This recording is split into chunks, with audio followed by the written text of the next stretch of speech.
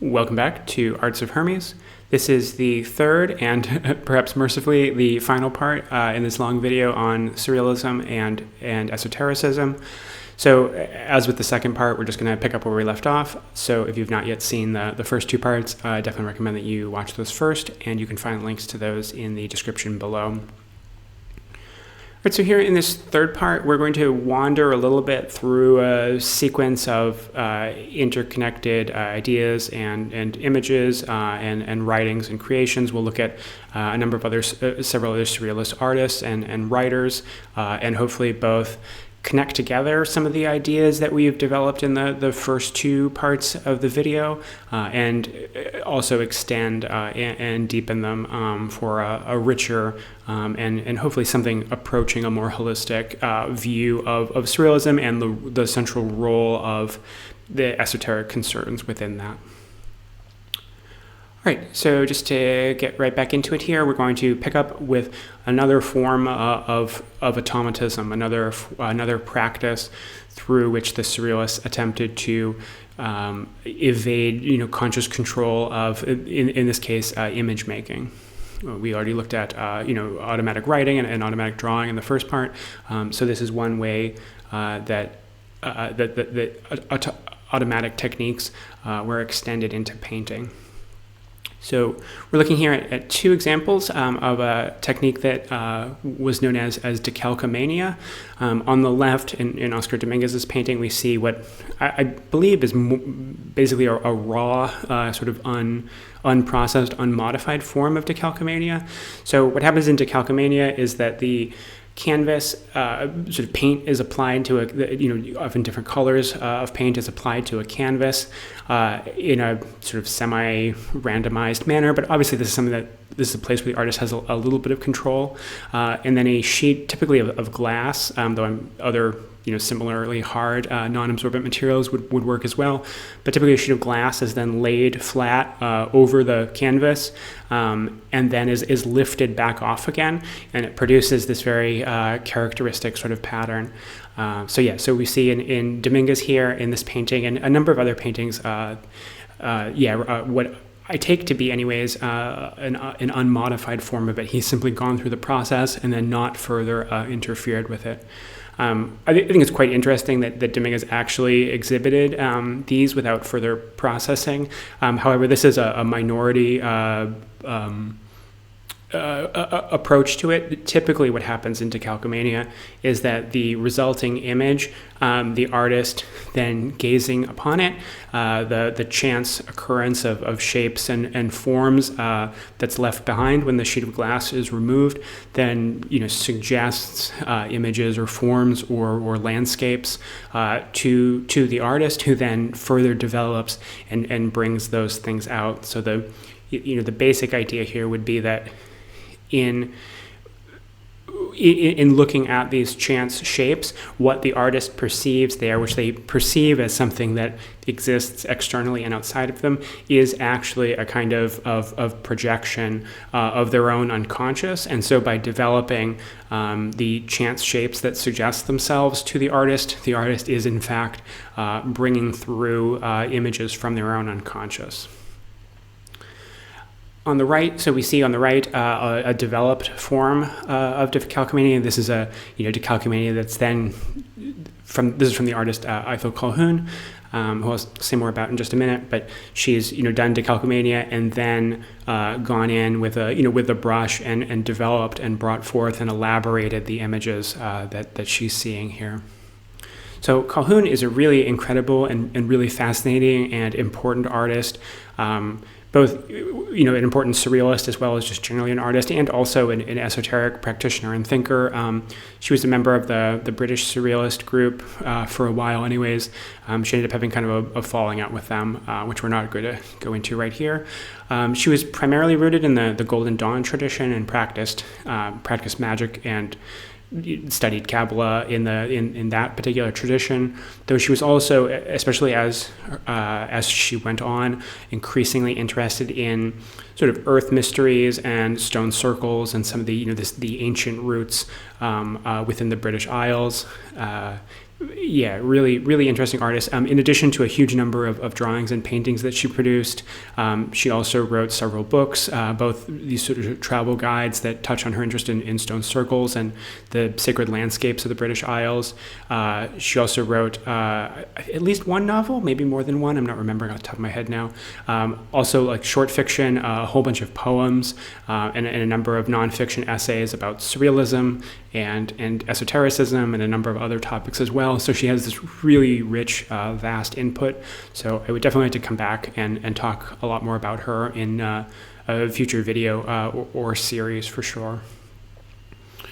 Now, the phrase that I've got on the screen here, "Children of the Mantic Stain," this is taken from an essay of hers where she.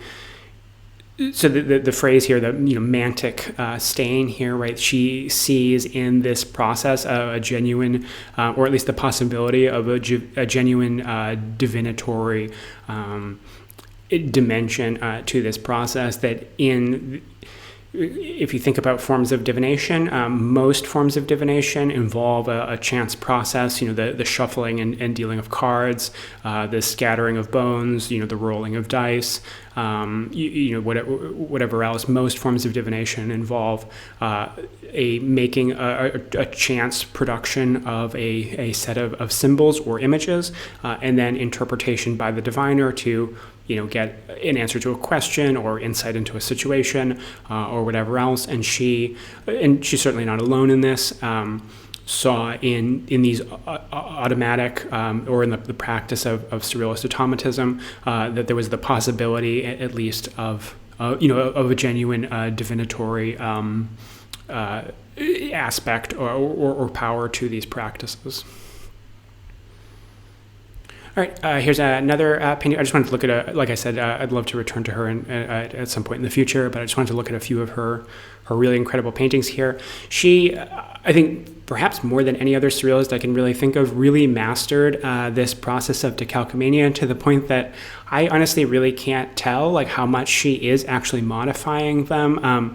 This is, I think, obviously at least partially controlled or partially modified. It may be that she's working in stages of sort of doing repeatedly layers of decalcomania on top of each other that are perhaps partially controlled and partially modified. I really can't tell, which itself I think is a really enchanting aspect of her work, that it becomes sort of impossible to know what is happening purely through this chance process and what is the artist's own development or intervention into that. I think that sort of uncertainty gives it a really intense sort of charge here. I think she also is really great at producing certain forms of ambiguous or liminal images, unlike with the Dominguez painting that's sort of purely abstract, or some other examples of decalcomania that we'll look at in just a minute that are much more clearly images. Here we have an interesting kind of liminal sort of hesitation between the abstract and the representational. The title alcove certainly, I think, tips us off that we're looking at a kind of space, some sort of interior space. The colors certainly suggest some sort of bodily, interior, maybe a sort of interuterine sort of space. But then we have this very ambiguous but sort of suggestive sort of shape in the center there. Yeah. All right, and then here's an example of a very highly developed decalcomania from Max Ernst. Ernst is probably the most famous practitioner of this, and you can see, if you look at some of the stones and things here in the landscape, especially if you look up kind of towards the top right, you can see the sort of characteristic patterning of the decalcomania, but it's been really heavily developed into this fantastic sort of landscape here. There is a figure that we can see in the lower right, but I think this is a really fascinating example of a kind of a surrealist landscape, a very ambiguous sort of space where the difference between natural forms and what appear to be created or forms, also vegetal or even animal forms, all really sort of blend into each other. And I think he's interestingly playing between the more abstract and the more representational. And even like the sky is a very kind of ordinary representational, realist sort of clouds that we see there, especially in the upper left, which I think adds an interesting charge that it gets us to try to view it as if we're looking at a realistic depiction of an incredibly, alien, magical landscape here. And I think this is a fantastic example of Ernst's art. And another example of a decalcomania from Ernst here, this is the Anti-Pope. So here we see again a very highly reworked example of a decalcomania. Ernst has painted over, quite a bit of the original,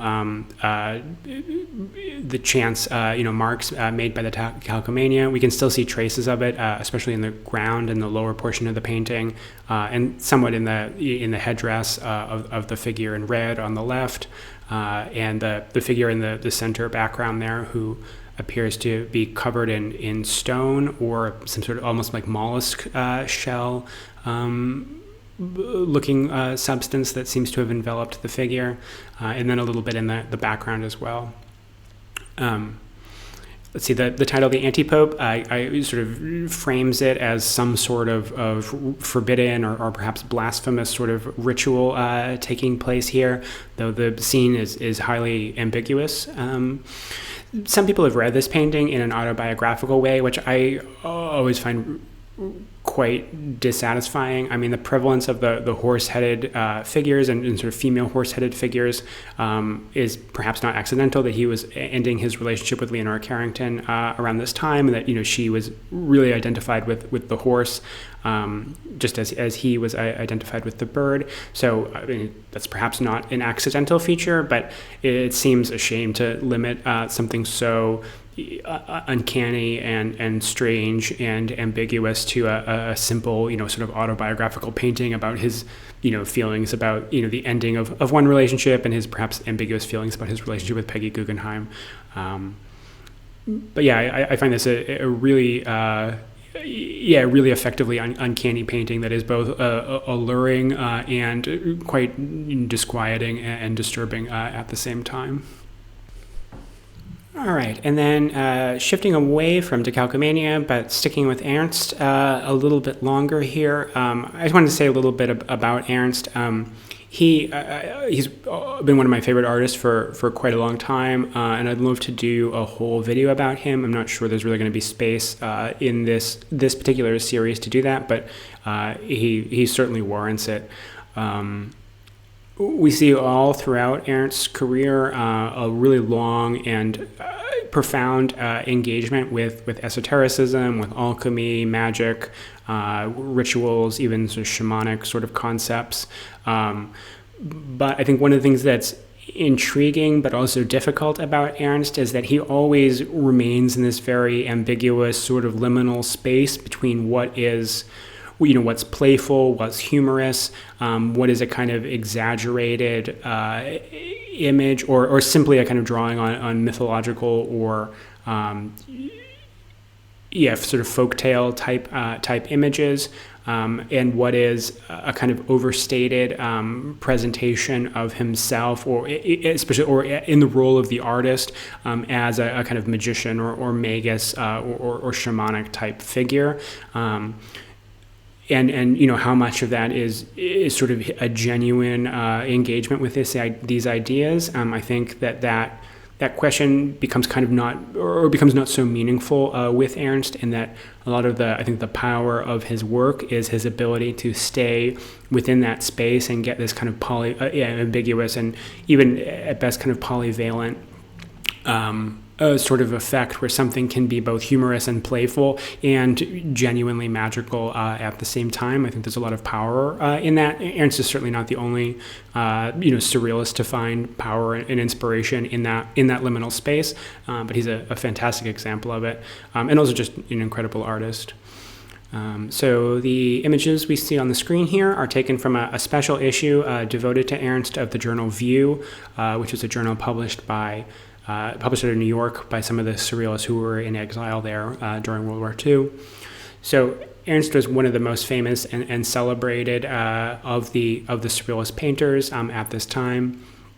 And yeah, they devoted an entire issue to him and his work. And in that issue, we get this kind of fanciful sort of autobiography of Ernst. So let's see. We'll just read the beginning here. We see the beginning on the left. It says, the 2nd of April, 1891, at 9:45 a.m., Max Ernst had his first contact with the sensible world, when he came out of the egg which his mother had laid in an eagle's nest and which the bird had brooded for 7 years. So, obviously, sort of humorous and playful, drawing on folk tales and magical lore here. But at the same time, for all of its sort of playful humor here, perhaps even a kind of satirical comment on the idea of an artist's biography, explaining their work here. I think we see him kind of intentionally subverting that by leaning too far into it and sort of exaggerating it and positioning the artist as a kind of a magical being here. Which again I think we could take as a kind of satire on the role of artists in society. But at the same time, for all of this, there is also a genuinely serious intent. It's hard to know in many cases, based on Ernst's own statements about it, where the kind of playful self-mythologizing ends and where his genuine sort of spiritual or magical engagement begins. And again, I think that ends up being a kind of irrelevant question and an unimportant one. But the birds are functioned as something like a kind of totem animal for him. And in particular, he made references both in his paintings as well as in various statements that he made to a kind of guardian spirit or sort of tutelary spirit that he named Lop Lop, which the bird superior, as he referred to him, who was a kind of familiar spirit who guided and inspired his work, and also appears in various guises throughout Ernst's paintings.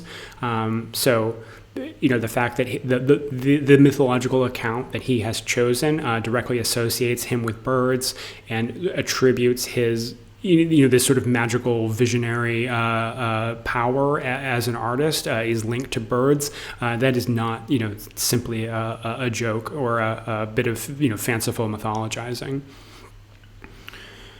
Let's see. And then on the right here, we have a bird. So as we might already be tipped off from the fact that he's included the exact time of his birth in the autobiography, we also get a hand-drawn birth chart here. So another example of the Surrealists engaging with astrology. If we do ever have a chance to do a whole video on Ernst, we can take a look at his chart. It is rather interesting, but we just don't have time to do a reading of it here. All right, so in addition to being a painter, Ernst was also a really important and I think powerful example of the Surrealist practice of collage. Ernst had, prior to his engagement with Surrealism, Ernst had been a participant in the Dada movement, and Dada really developed a lot of the collage techniques that some of the Surrealists would later pick up. And I think Ernst was definitely one of the masters of collage. Ernst produced two collage books throughout his career. We see two images here from one, Une semaine de bonté, which means something like a week of kindness. In this book, the book itself has a sort of esoteric arrangement scheme where it's divided up into 7 sections, each named for one of the 7 days of the week. And at the little chapter headings before each section, we get correspondences for those days. Now, this is another example of that sort of ambiguity where in a few of the cases, the correspondences are actually touched on or related to traditional correspondences. We see images of lions associated with Sunday, because the lion is a solar image. The Monday is associated with the element of water, which, and we see that's actually an image on the left from the Monday section. We see images of water and a lot of images of sleeping and dream associated images. And so, of course, Ernst was aware that Monday was with the day of the moon, and both the element of water, and dreams are obviously associated with the lunar. But then especially some of the later days of the week, the correspondences become pretty absurd and have no direct connection any longer to traditional correspondences. So again, in this strange sort of liminal space where some of them seem to be a serious engagement with an esoteric system of correspondence, and then others are just a kind of playful, absurd, humorous playing with that idea. Collage itself, as I guess we've already mentioned a little bit, was certainly an important example of that. Going back to the inspiration from Le Traitement of the chance encounter on a dissecting table of a sewing machine and umbrella, the conjunction or unification of incompatible and surprising elements into new, strange, monstrous, marvelous wholes. So the image on the right, I think, is a particularly interesting one. We see a bird-headed figure here who. So this is my interpretation I'm about to say here about it. This is drawn from Emmy Warlick's book on Max Ernst and alchemy, and I think she has a really great reading of this image here, where we have. In the body, the torso is female, but male legs, and then underneath the figure, obviously bird-headed, and then underneath the figure we have this overturned candle, and so she reads this as an explicitly alchemical image where the opposite materials, here represented by the male and female body parts, are united together within like the alchemical vessel that is then heated from below. So the flame from below being the fire that produces the alchemical transformation and the unification of the sort of solar and lunar opposites here represented by male and female. And then the bird, in addition to being this constant totemic magical reference point for Ernst, interpreted alchemically, birds can, at least in this context, be associated with the process of volatility and the release of the spirit from within the substance being transformed. So I think an interesting example where just what might appear to be just kind of a silly, fanciful, strange, absurd sort of collage can be interpreted as a genuine alchemical emblem of spiritual magical transformation. All right, so here we've got a drawing from Ernst called The Fugitive. Now, this is somewhat earlier from 1925. So this is an early example of a visual art practice of automatism. So frottage, which means rubbing. Now, frottage has a sort of sexual implication in which I was just looking for an example here, and so I had done an image search for Max Ernst frottage and got some pretty exciting results. But I'm not sure if that sexual connotation of the word would have been present in the 1920s. I mean, it would be interesting if it was. I just don't know if it had that meaning for them at that time. So the artistic, surrealist, automatistic practice of frottage is taking a sheet of paper and then placing it on some sort of textured object or surface. I think Ernst often used floorboards. So you'd place the sheet of paper down on the floorboard, that had a definite grain, and then rubbing the paper with a pencil, then transfers the texture of the surface under the paper onto the paper, and then that is the just like with decalcomania, that is a sort of chance pattern that the artist then attempts to see images or forms, and then modify, erasing and adding additional lines to draw out and clarify the forms that are seen in the chance marks made by those textures. Which, interestingly, this practice reaches sort of way back. There's, I'm sure some of you are familiar with it. Leonardo da Vinci talks about getting inspiration for paintings in looking at like water stains on plaster on a wall, and then seeing in those stains, the figures or landscapes and the possibility for artistic creations.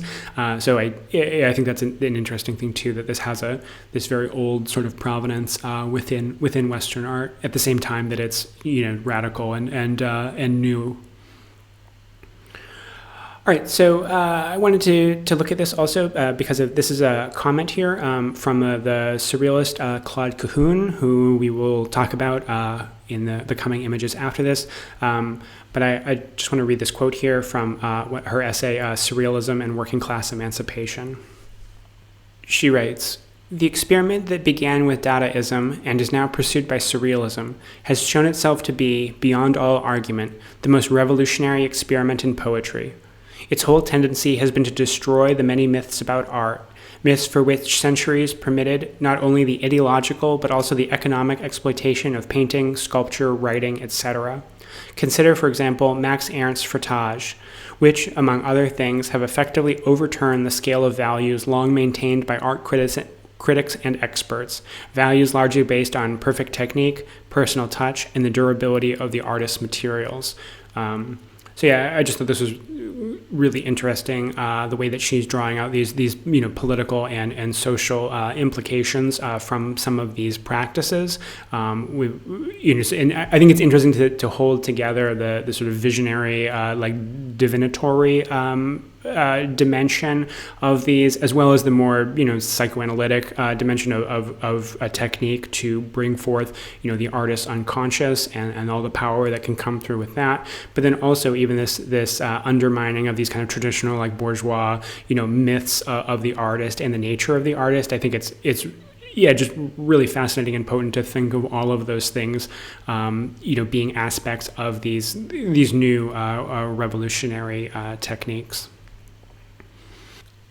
All right, so Claude Cahun was a Surrealist photographer and poet and writer, and in particular, a really potent theoretician of Surrealist practice, and especially of its political and social dimensions.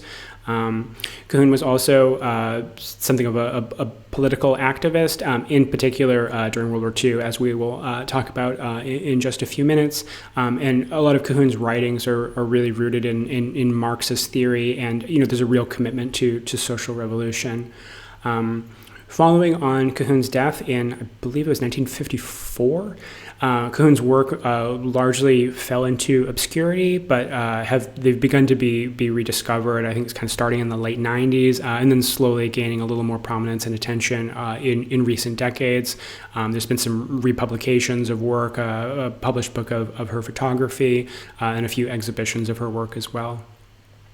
Including an exhibition in, I think, 2007 it was, that was actually championed by David Bowie, which I think helped to draw some more attention. And I think there's also an interesting and suggestive resonance between, sort of Bowie's own playing with persona and image and what we see in Cahun's photography of, playing with the sort of the mutability and multiplicity of self-image and persona, and especially playing with androgynous and gender-bending sort of images.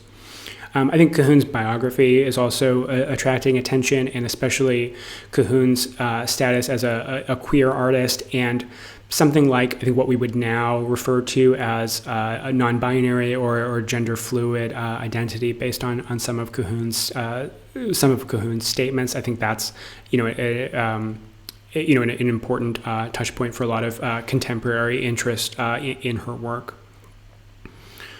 All right, yep, so here we've got this is a fairly well-known self-portrait of hers.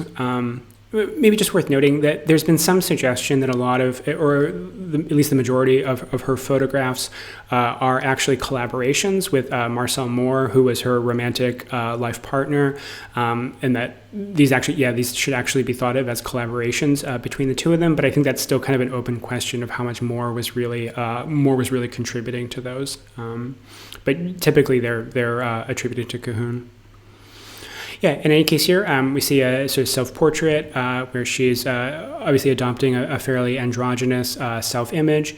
And we also see the reflection in the mirror. Reflection and doubling of image is certainly something we see in, well, not just in Cahoon's work, but in a lot of Surrealist works. And expressionist kind of works in some of around this time. That kind of like doubling or the idea of like the double or the image or even like the doppelganger, I think was an image that you see a lot in a lot of early 20th century art, plays a big role in the Freudian concept of the uncanny. I think we definitely see that in Cahoon, and I think again reinforcing that sense of the persona and the self-image, and even the kind of doubling and multiplicity, or the sort of contradiction of self-identity. Another example of that here, kind of multiple exposure, sort of self-portrait of her own face from two different angles, creating a kind of, I think there's a sort of uncanny charge here where we almost perceive it as like a double-headed image, or even as sort of two separate, because of the different angles.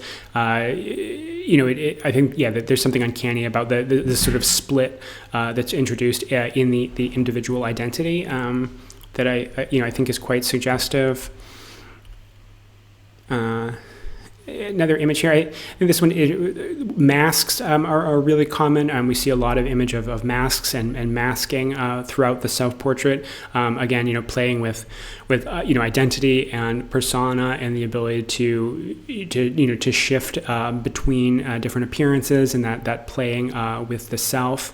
And also, I think in this one too, we have a kind of play back and forth between like concealing and revealing, where she's masked, but she's also nude, but then she's also sort of covering up her nudity with her body, which I think is an interesting play between, and I think we could even think about that in relation to the photographic image of seeing and concealing. I think it's a really potent, potent playing with some of those concepts. It's also really interesting. We have what appears to be like a comforter or duvet from a bed here. That is at once a very ordinary object, but I think because of the way it's placed on the wall and the way that it symmetrically like frames her body, becomes it also creates an interesting sort of space. But the photograph is wide enough to allow us to see that it is just a sort of bed sheet sort of draped on, or comforter like draped on a wall. So there's an interesting, I think, play there between like appearance and reality, and the sort of enchanting kind of possibilities of these constructed images. And then here we have a photo montage that's really straining at the limits of what we could consider a self-portrait. This one's obviously definitely a collaboration with Marcel Moore. Moore's name is actually signed in the lower right-hand side of the image. Although the photographs that make up the montage, the hands and eyes and the lips that we see in the image are all taken from Cahoon's self-portraits, so we should probably consider it a collaboration between the two of them. I think that's an interesting thing in itself, that actually finished works are then used, especially because of the ability of photographs to be duplicated or multiply printed. Finished works can also serve as raw material to be cut up and collaged into further works. Also interesting, in reference to some of what we said about the critiques of the sort of male chauvinism or even misogyny in the collaging of images of women's bodies in a lot of early Surrealist work. It's interesting here to see Cahoon or Cahoon and Moore doing it with images, self-produced images of Cahoon's own body. I think that's an interesting dimension here too. There's very little esotericism or esoteric reference in most of Cahoon's work, but I think this is also an interesting exception to that, where we get this whole image is really deeply engaged with Masonic imagery or the iconography of Freemasonry. So we see the double-headed eagle at the top, an important Freemasonic icon, especially within the Scottish Rite Masonry. And we see Dieu, the French for God. On the right and left there, that we have the globe and the other sphere, as well as the spheres at the bottom there, which can certainly be read as references to the two pillars, within the Masonic temple. And then all of that also suggests that the eye in the center, it's her eye like reflected in a mirrored sphere being held by the two hands, suggests a reading of that as a version of the eye, the Masonic eye in the triangle, the eye of providence, which is the eye of God. And I think that suggests a really extreme and humorously blasphemous extension of that playing with self-image and persona, as if here she's adopting the persona of the god of Freemasonry, which is quite interesting. All right, so here we have another theoretical writing from Cahoon. This is from an essay called Poetry Keeps Its Secret, which was prompted by a poetry contest for revolutionary poetry that Cahoon was a judge for. And so here she is reflecting on some of those submissions, especially on the failures of a lot of these poems, and then using that as a kind of springboard to reflect on the possibilities of a revolutionary poetry, a poem that engages or expresses in a powerful way a revolutionary commitment or revolutionary political revolutionary ideals. So let's see. She writes, "There can be no ideological gimmicks, no technical recipes for writing revolutionary poetry. Poems cannot be called revolutionary or not revolutionary except insofar as, in their very inmost selves, they represent the people, the poets who created them. All poetry is poetry of circumstance. But I see a great difference between a poem whose subject the poet has imposed upon himself, that turns the poet into an actor, and the poem that imposes itself upon the poet by the force of instantaneous emotion from a given moment of his personal or collective life, a force that expresses itself through him and too often without his knowledge." So I'm sure we can see already that it is the second possibility here, that when the poem imposes itself upon the poet, that is the one that is in harmony or alignment with the Surrealist project and the Surrealist approach to aesthetics and creativity. She continues, "That instinct can be perfectly hateful to the conscious individual and may even commit a type of aggression upon him, but it is always aggression without the least premeditation."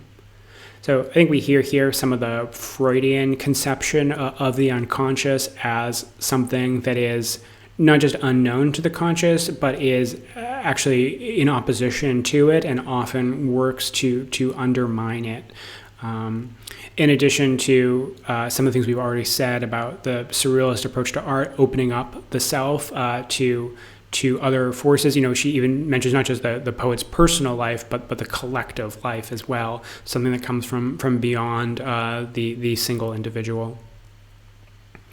All right, and then in the second excerpt I've got here, she goes on to develop the distinction between manifest and latent content. Manifest content obviously being what a poem is explicitly, directly about, what is, in this context especially, consciously chosen by the poet, and then the latent content, that which is contributed by the unconscious, and which as we'll see, often undermines and works against the manifest content.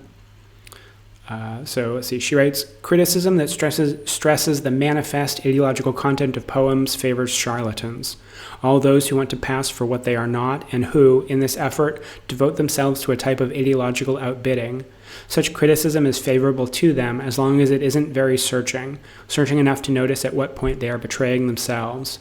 For if it is impossible to keep consciousness completely out of the picture, it is impossible as well to avoid absences, a slackening of surveillance, and consequently latent content."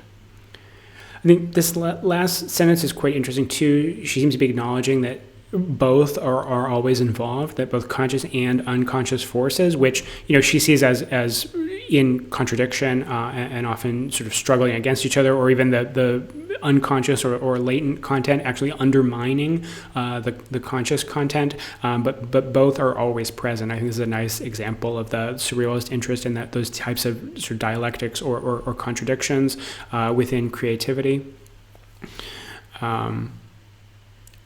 It's also, I think, interesting that the type of criticism that she's pointing to here resembles psychoanalysis in a way, where the critic is not just evaluating the manifest or explicit content, but also looking for the places where the poem is in contradiction to itself, which is much like how the psychoanalyst reads the speech or the free association of the patient, looking for contradictions and hesitances and lapses and omissions and all those places where the manifest content of the story that the patient is attempting to tell is out of sync or in contradiction with itself.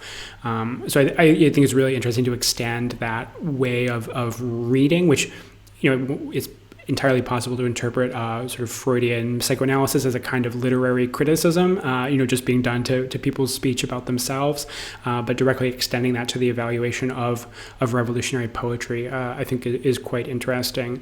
And just that acceptance of the inherently contradictory nature of poetic production, and that we just have to be aware that there will always be that unconscious factor, there will always be latent content, and that just has to be accepted in the process of artistic creation. Anyways, I know there's a lot more we could say about that, but definitely just want to keep moving on here. All right, so here we've got a photograph of Cahoon from 1945. Actually not entirely clear whether this is just simply a photograph that she posed for, or whether this is actually a self-portrait or a work of her own art. I'm just not sure about that. But in any case, here we see her holding some sort of pin or little icon of the Nazi eagle and biting down on it in her mouth. So a few years before the outbreak of World War II, Cahoon and her life partner Marcel Moore had settled on the island of Jersey, which is a British territory in the Channel, between France and England. And then during World War II, following the Nazi occupation of France, the Germans also occupied the Channel Islands, and so they came to occupy Jersey. And so during the occupation, Cahoon and Moore both engaged in a whole series of subversive, anti-Nazi activities, which included Cahoon actually dressing up as a German soldier at times, and then using her ability to pass as a German soldier to distribute anti-Nazi propaganda, and they engaged in a whole bunch of in sort of leaving different bits of subversive leaflets with either subversive information or misinformation or bits and pieces of things that they were listening to BBC radio broadcasts and then translating them into German and sort of surreptitiously distributing them to German soldiers, and engaged in a number of other kind of subversive activities, attempting to sow sort of doubt and confusion among the German soldiers in the island of Jersey.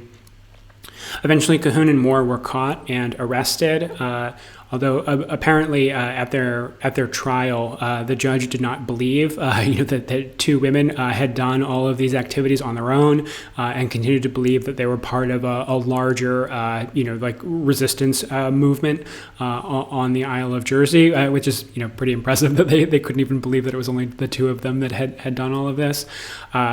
They, or at least Cahoon, was actually sentenced to death, but fortunately the war was ended and the island of Jersey was liberated before that execution could be carried out.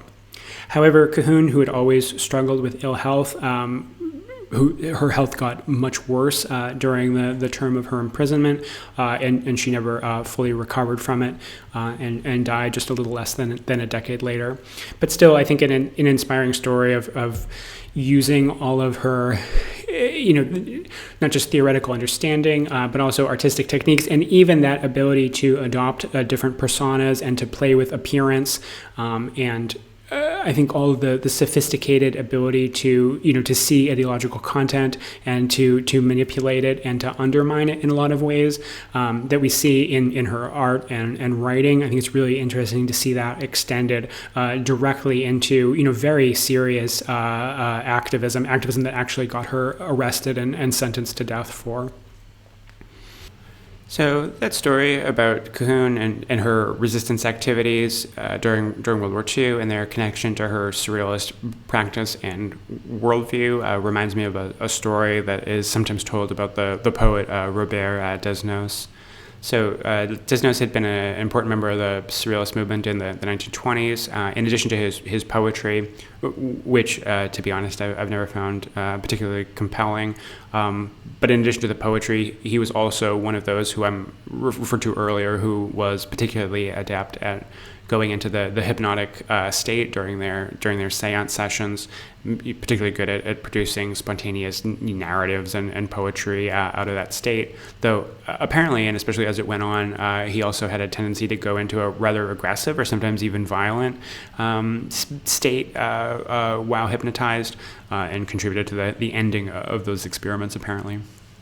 Desnos eventually broke with the Surrealists in the I think it was late 20s, possibly early 30s, basically for political reasons. Desnos was not a communist, and that was the time when the Surrealists really cast their affiliation with Marxist thought, and at least for a time, for really just a few years before it became unworkable with the PCF, the French Communist Party.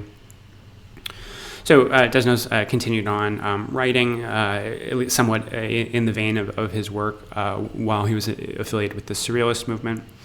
Let's see, that's just a photograph of him on the left there. On the right, there's a still from a film that he did with Man Ray. Man Ray, most famous as a photographer, of course, though he also directed a whole handful of films. He had been a member of the Dada movement and was never actually a member of the Surrealist movement, but was certainly a kind of fellow traveler, hung out in the same circles and had interactions and collaborations and things like that with members of the movement. So certainly Surrealist adjacent, if nothing else. It's an interesting film. It's based on a poem of Desnos's. It's about 15 or so minutes long. Interesting examples of the Surrealist ways of associating image and words and the interaction between language and image, I think. And then here we have another still from the same film, L'Étoile de Mer, which means the starfish. And actually, there's some interesting playing on those words and some verbal associations with those words throughout the film. But we also get this image here of a man. I think this is actually Desnos. He's in the film. It's been a little while since I actually watched it all the way through. But in any case, presenting the palms of his hands with the lines darkened in, which is a pretty obvious reference to the practice of palmistry or palm reading, which I think is really not recognized or given a lot of respect by a lot of contemporary esoteric practitioners, probably going back to the start of the esoteric revival in the 19th century, but certainly in contemporary practitioners, especially in the English-speaking world, I think don't see this as an important part of the tradition, just associating with kind of cheap or fraudulent, mediums and psychics and things like that. But if you look at Renaissance era texts, palmistry is given a place of importance as one of the divinatory arts, not with the same kind of centrality as astrology, perhaps, but still an important and serious practice. But in any case, Desnos was quite interested in palmistry and practiced it seriously, even to the point I read a reference to him actually having considered working as a professional palm reader for some time. So yeah, something he was interested in and skilled at. And it is palm reading that brings us back to the story that reminded me of the story about Cahoon and her resistance activities during World War II. So Desnos remained in Paris after the Nazi occupation and joined the French resistance. I believe he was engaged in forging paperwork, passing information, and also forging some paperwork and like ID cards and things like that. But he was eventually captured by the Gestapo and sent to, it was a series of concentration camps. I think it was first Auschwitz and then Birkenau, and then he was sent to a camp in Czechoslovakia, where the story takes place. All right, and then here we have a recounting of that story.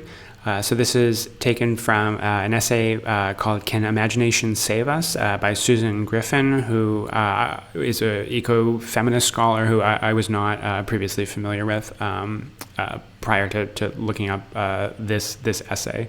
In any case, she recounts the story and she writes, "I'm thinking of a story I heard a few years ago from my friend Odette, a writer and survivor of the Holocaust. Along with many others who crowd the bed of a large truck, she tells me, the Surrealist poet Robert Desnos is being taken away from the barracks of the concentration camp where he has been held prisoner. Leaving the barracks, the mood is somber. Everyone knows the truck is headed for the gas chambers. And when the truck arrives, no one can speak at all. Even the guards fall silent.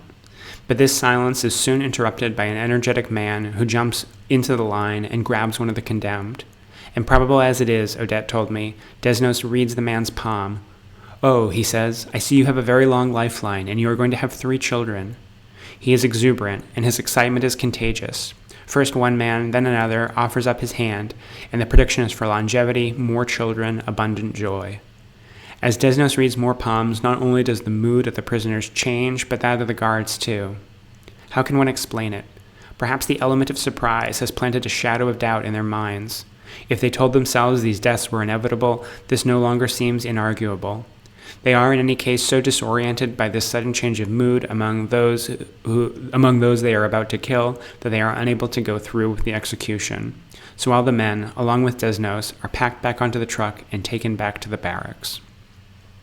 So obviously, the highly anecdotal nature of the story raises the possibility that it's not true. It makes it at least doubtful, but I think we can set that aside and simply appreciate it as a story, regardless of its literal truth value. Let's see. So Griffin, in her essay, really reads Desnos's act as an act of imagination and as a testament to the power of imagination to see possibilities and to change or transform situations. And that's certainly true. I absolutely agree, and that resonates with things that we've said throughout this video and some other videos. About the concept of the ontology of the imagination and the relationship of the imagination to the contradictory dialectical nature of reality. That there's always any situation no matter how no matter how simple or clear, always contains unrealized possibilities within it, and the imagination is a privileged instrument in the ability to excavate and manifest those hidden or kind of unconscious possibilities resident within all things and situations. I do think that going sort of beyond Griffin's interpretation, that if we take into account Desnos, how serious Desnos really was about the practice of palmistry, I think that opens up another interesting dimension of sort of speculation about what was happening here. That if Desnos is genuinely reading the palms of these, obviously there's the possibility that he was not actually reading the things that he was predicting, that he was simply using his knowledge of palmistry and its language to put on a convincing show, which I think would bring it back into the idea of an act of imagination that he which can have a magical effect too. I mean, we could almost think of it as a kind of ritual performance through which he changes the consciousness helplessness of those around him. It introduces a kind of doubt and uncertainty into the situation through this sort of performative assumption of a particular reality. But I think if he really is genuinely reading these signs in the men's hands, I think that is also an extremely interesting possibility. And I think, it in some ways recalls some of the things you see in like Greek myth and literature, where prophecy, the effect that a prophecy's entrance into the world has is included within the prophecy itself. Obviously, this happens in a kind of ironic way in which the attempt to escape from the prophecy, like in the Oedipus story, maybe most famously, the attempt to escape from the prophecy is what realizes it. But here, it's as if Desnos is almost like an agent of the fate prophesied in the lines in the other prisoner's hands, that he's bringing about the reality through his own prediction of it.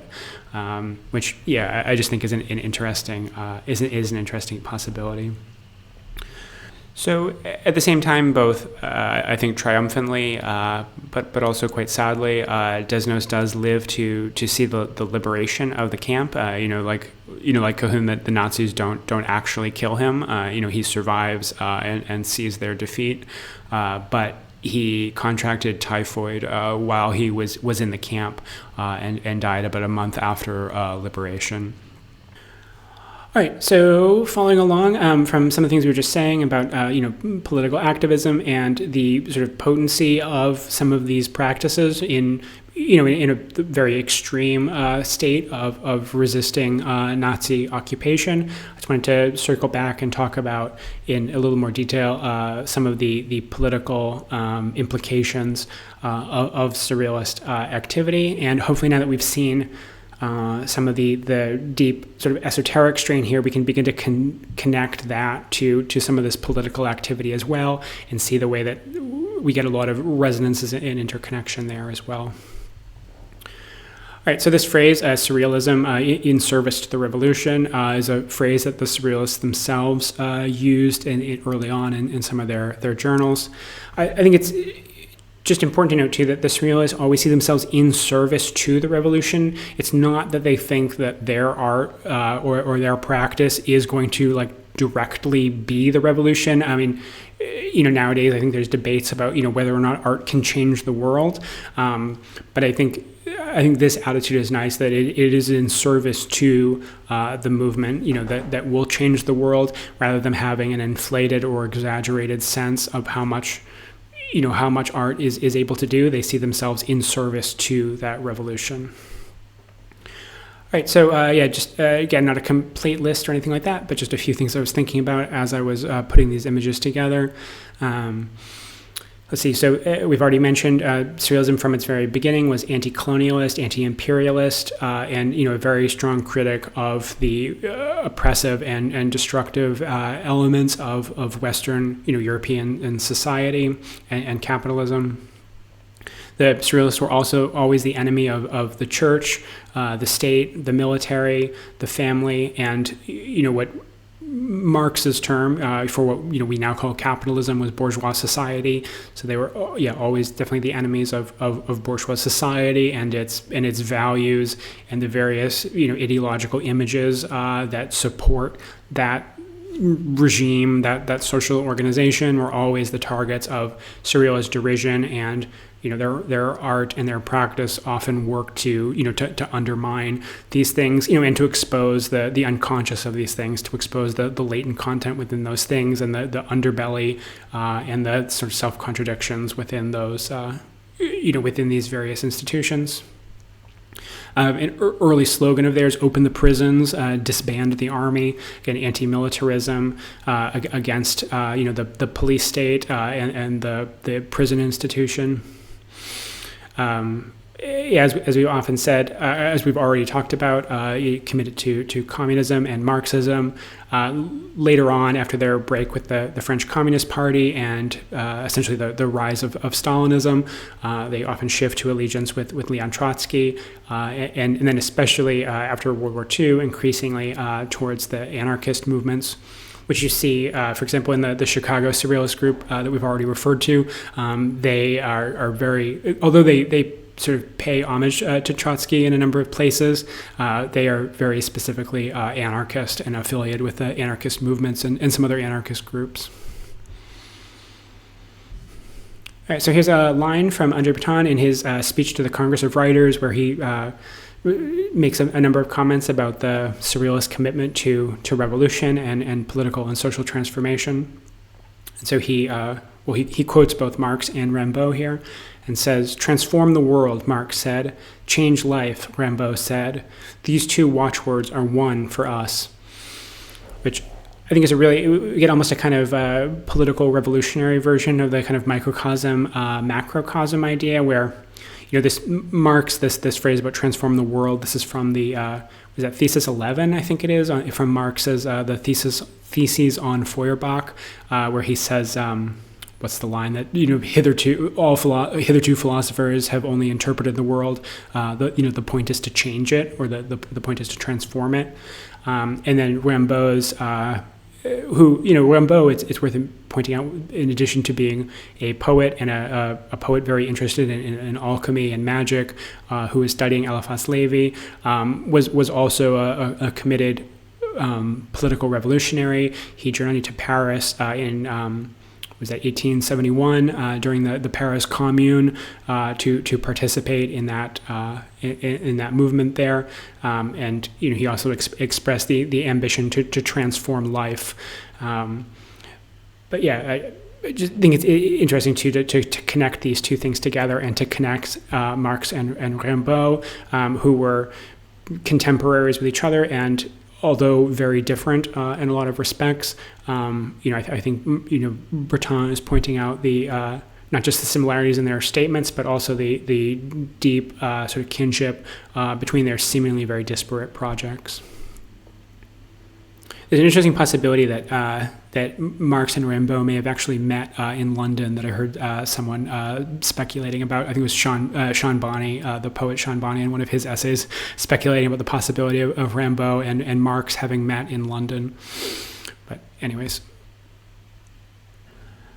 All right, and then I want to spend a little bit of time looking at the writings of two really important Caribbean surrealists, both from husband and wife, Aimé and Suzanne Césaire from Martinique. So they both attended university in Paris, and it was there while they were in Paris that they made contact with the Surrealist movement. They were actually a little bit younger, following on some early students from Martinique who were studying in Paris, who had become involved with the Surrealists, particularly the group associated with a journal called Légitime Défense, Legitimate Defense, who were also very active, committed political revolutionaries. So let's see. After returning to Martinique, Aimé and Suzanne become two of the main center points for developing a surrealist group on Martinique. They also become involved with the Communist Party there as well, and Aimé in particular actually goes on to become a politician, although he eventually breaks with the Communist Party because of the Communist Party's real weakness on the subject of colonialism. But he remains a socialist. In the 1940s, he becomes he actually has a career as a politician. He becomes the mayor of Fort-de-France, the capital of Martinique, and as the mayor of the capital, he also serves on the French Parliament, and he remains the mayor for, I think it's 56 years. So he has this extremely long political career that's far longer. He continues to write some poetry, though most critics think that once he begins his career as a politician, a lot of the more magical and spiritual dimensions of his poetry sort of drop out, and he even does some edited versions of some of his earlier poetry where he removes what a lot of contemporary critics think is the most interesting aspects of his poetry. So that's, kind of a complex dimension of his career. Starting in the late 30s into the 1940s, Aimé and Suzanne are also the editors, and Suzanne in particular is the primary editor of the journal called Tropique, which is a surrealist journal in Martinique. When André Breton, leaving France after the Nazi occupation, he stops in Martinique and without any knowledge of either one of them. And then while he's there, he encounters the journal Tropique, and they make contact. And there's a lot of, I think, mutual admiration and mutual inspiration between Breton and the Martinican surrealists, and then that helps to sort of connect them into the broader and more international surrealist movement, and to bring them to more prominence within the greater surrealist world.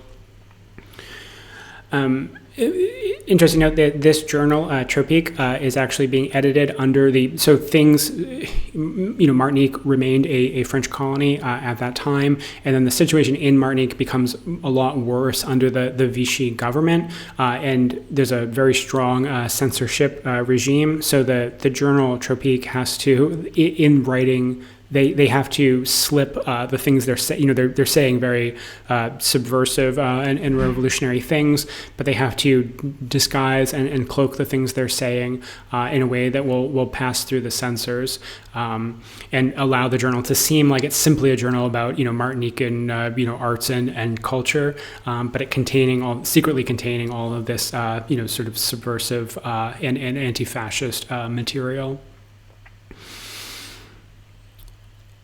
There's a lot more that we could say about them and their biographies, but let's just move along. If anything else relevant comes up, we can mention it as it comes up.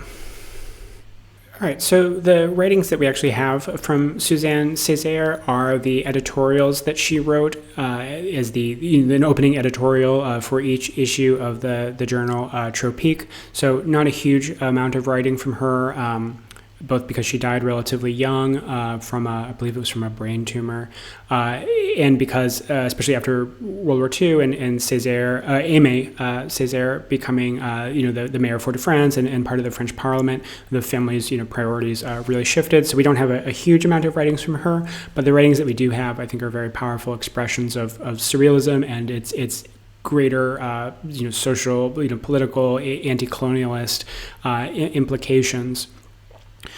Both Aimé and Césaire are also very interested in especially using some of the surrealist ideas and concepts for thinking about the reconnecting to an African identity and a kind of African consciousness. Aimé in particular is associated. He, along with the poet Léopold Senghor, who eventually became the president of Senegal, they developed a sort of movement or a sort of approach to literary theory and criticism known as negritude, drawing on Marxist theory and surrealism, but also very strongly on the Harlem Renaissance. So poets like Claude McKay and Langston Hughes, as well as the writings of people like W.E.B. Du Bois, and so uniting together so a lot of those disparate influences, and they become very interested in thinking about African consciousness and the recovery of African, or the recontact with African consciousness in the diaspora. This concept is sometimes criticized nowadays for being essentialist in its nature, but that's whatever whole conversation that we don't really have time to go into here. But you can see Suzanne as well exploring some of these same ideas about sort of African identity and consciousness. And I think it's interesting to see surrealism as an important touch point for reconnecting to these deeper layers of the being and accessing even in that unconscious being able to access these deep sort of roots of their heritage that they've been separated from by slavery and colonialism. In any case, this is from I think one of Suzanne Césaire's most powerful essays, Surrealism and Us, where she's reflecting on what surrealism meant to the anti-colonial and Marxist struggle in Martinique. and their development of their own art style and all the other concerns that I was just mentioning there.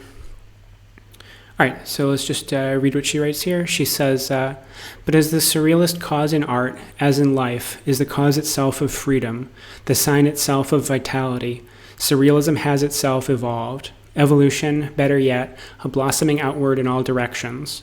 When Breton created surrealism, the most urgent task was to free the mind from the shackles of absurd logic and so-called Western reason. Hopefully by this point, all those things she's saying there are already quite familiar from some of the things we've developed. She continues, but when freedom found itself threatened throughout the world in 1943, and she's writing this in 1943, but when freedom found itself threatened throughout the world in 1943, surrealism, which never for a single instant ceased to stand in service to the greatest emancipation of humankind, wanted to sum up the entirety of all its efforts in one magical word, freedom. And then she quotes from André Breton here, so we'll read her quoting Breton. In art as in life, the surrealist cause is the cause itself of freedom. Today, more than ever, to draw one's inspiration abstractly from freedom or to celebrate it in conventional terms is to do it a disservice. In order to enlighten the world, freedom must make itself flesh and blood, and, toward that end, must be reflected and recreated in language, in the word.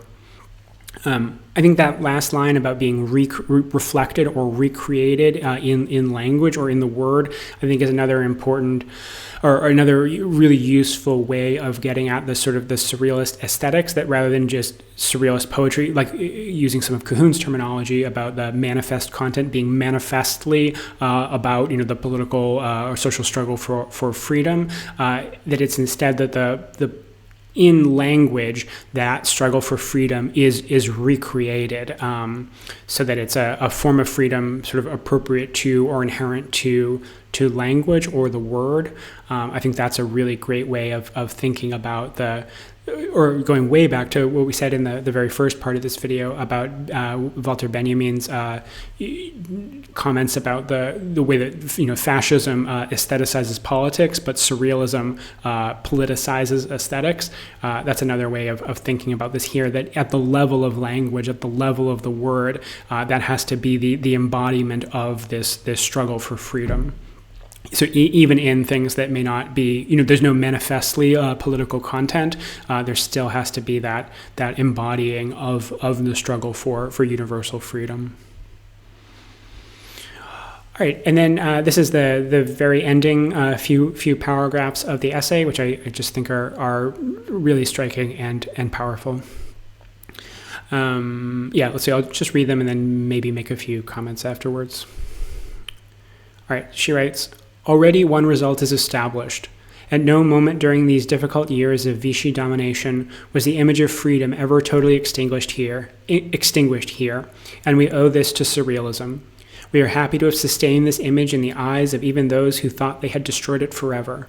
Blind because they were ignorant, they failed to see it, laughing insolently, aggressively in our pages. Cowards later, when they did understand, fearful and ashamed.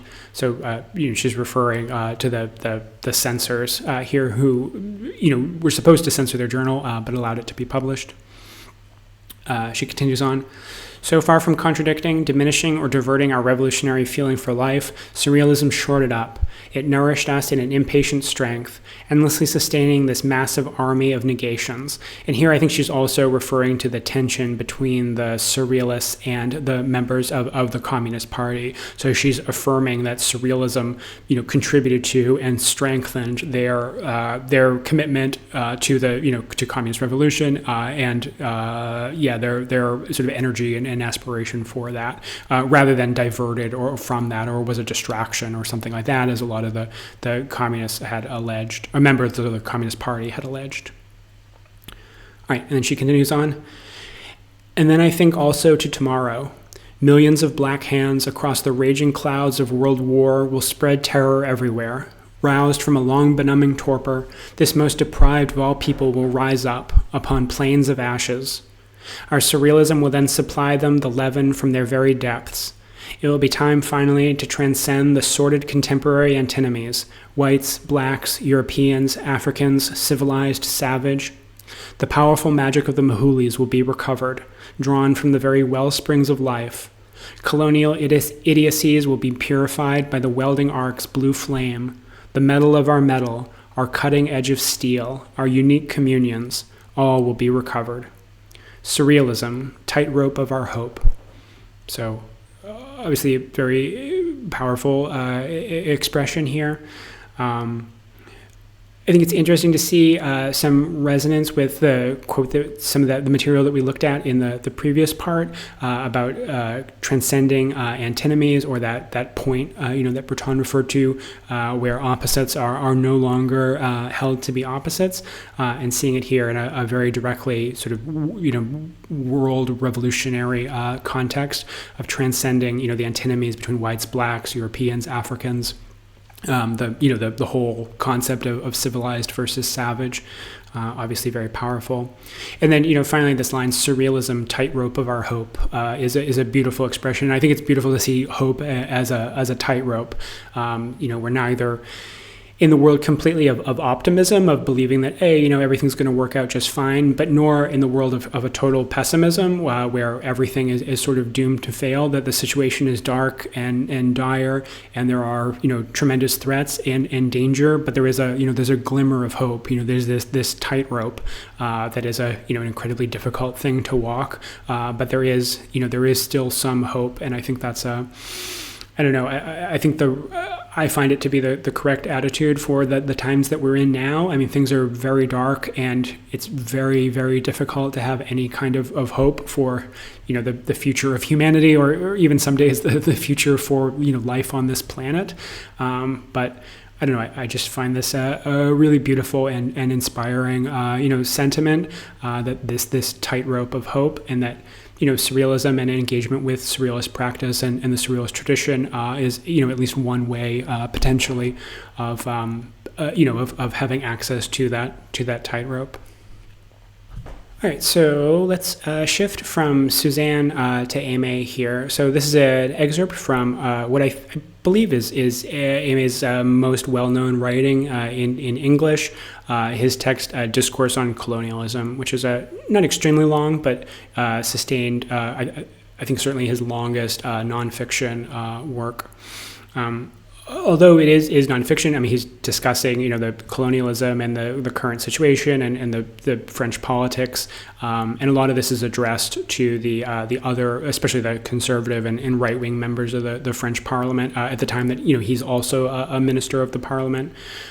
His voice is very literary and owes, I think, a great deal to Lautréamont's voice in Malderer. So there's another really interesting line of influence, extending through surrealism.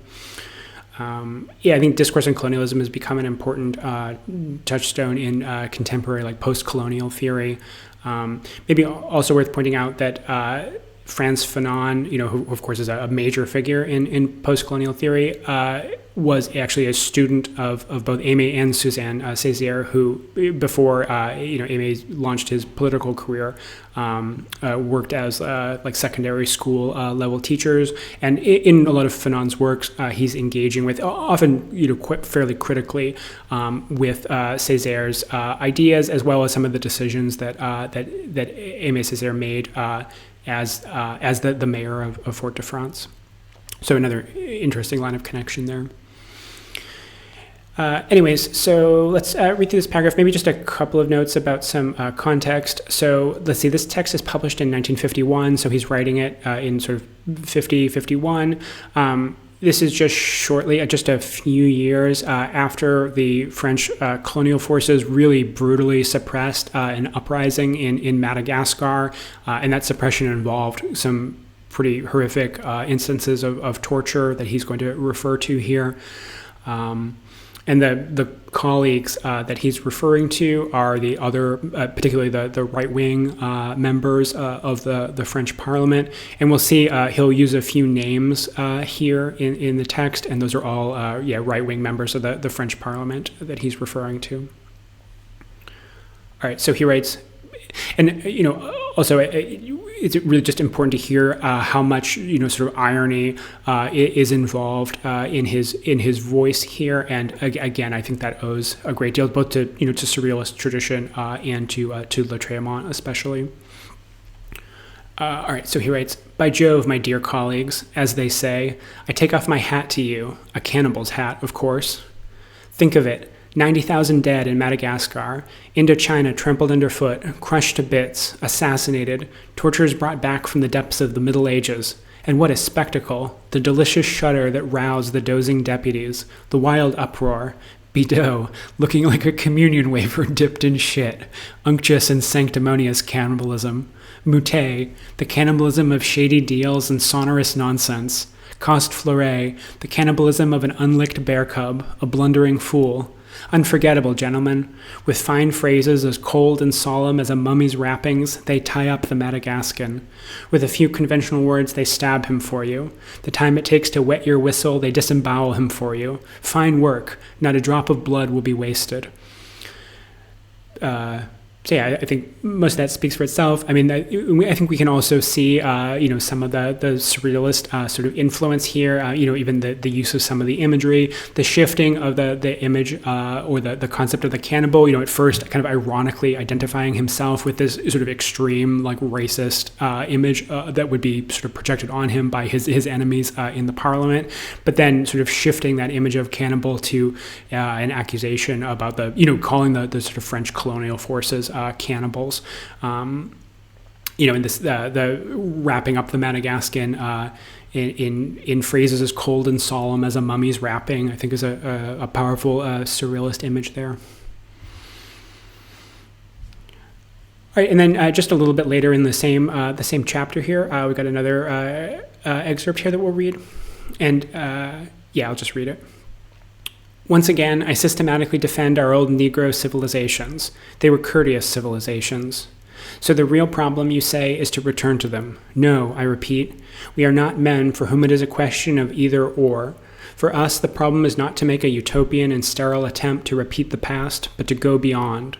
It is not a dead society that we want to revive. We leave that to those who go in for exoticism. Nor is it the present colonial society that we wish to prolong, the most putrid carrion that ever rotted under the sun. It is a new society that we must create, with the help of all our brother slaves, a society rich with all the productive power of modern times, warm with all the fraternity of olden days. For some examples showing that this is possible, we can look to the Soviet Union."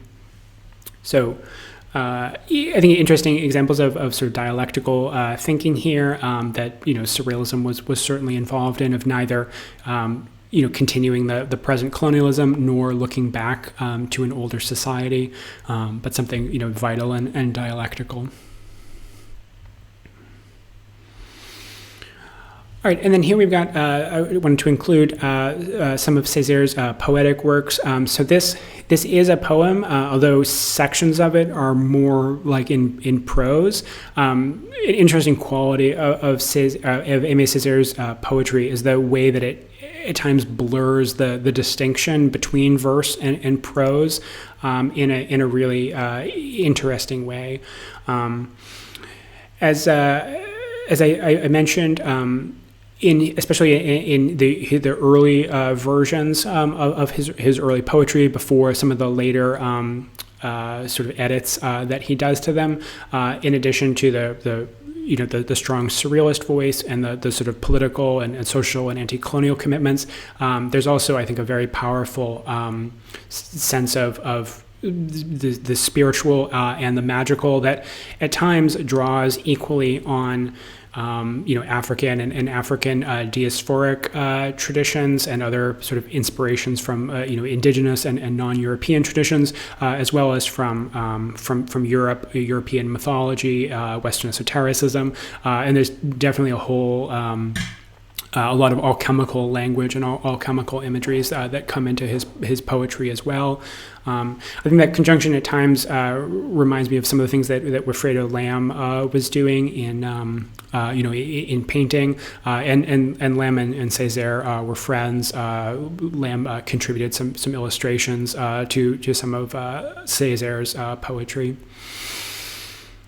All right, so we'll just read, this is just an excerpt from a longer poem called At the Locks of the Void, from a really powerful early collection of poetry called Solar Throat Slashed. It is I who sing with a voice still cut up in the babbling of elements. It is sweet to be a piece of wood, a cork, a drop of water in the torrential waters of the end and of the new beginning. It is sweet to doze off in the shattered heart of things. I no longer have any sort of thirst. My sword, made from a shark's tooth smile, is becoming terribly useless. My mace is very obviously out of season and out of play. Rain is falling. It is a crisscross of rubble. It is a skein of iron for reinforced concrete. It is an incredible stowage of the invisible by the first-rate ties. It is a branchwork of syphilis. It is the diagram of a brandy bender. It is the graphic representation of a seismic flood tide. It is a conspiracy of daughters. It is the nightmare's head impaled on the lance point of a mob mad for peace and for bread. I advance to the region of blue lakes. I advance to the region of sulfur springs. I advance to the crateriform mouth toward which I have struggled enough. What have I to discard? Everything, by God, everything. I am stark naked. I have discarded everything. My genealogy, my widow, my companions. I await the boiling. I await the baptism of sperm. I await the wing beat of the great seminal albatross supposed to make a new man of me. I await the immense tap, the vertiginous slap that shall consecrate me a knight of a Plutonian order. I await in the depths of my pores the sacred intrusion of the benediction. So I think here we get an expression of something that I find extremely compelling in Césaire's work, of simultaneously this very chaotic, dynamic, often kind of violent and destructive play of elemental forces, which I think in part, we can see rooted in the experience of growing up, on a volcanic island, in the Caribbean. The islands themselves are created by, these violent, destructive eruptions that are also, creations. It's blasted by hurricanes and the waves, but it's also an incredibly lush, vibrant jungle.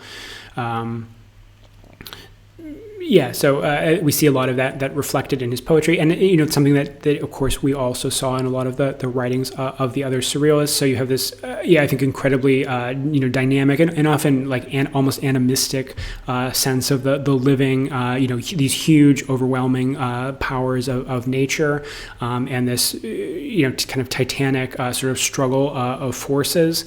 But then also always in that there is the possibility of renewal and recreation. And regeneration, and we even get at the end this, this really, I think, initiatory sense and personally transformative spiritual sense of being, having all of one's, identity and possessions, ripped or pulled away, and then that being an opening to a rebirth and a kind of, initiation and a transformation into something new. Which I think is just a really powerful dimension to his work, and a powerful development of some of these different lines of surrealist practice that we've been discussing here.